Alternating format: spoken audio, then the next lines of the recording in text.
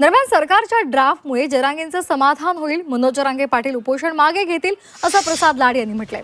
मराठा समाजासह सर्वच घटकांना न्याय मिळेल, कुठल्याही समाजावर अन्याय होणार नाही असंही त्यांनी म्हटलेलं आहे.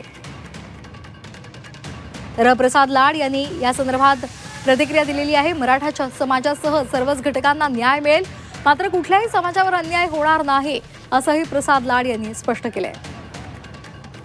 सरकारकडून ज्या लेखी हमी त्यांना मिळेल त्यावरती ते आंदोलन मागे घेतील मी अपेक्षा ठेवतोय.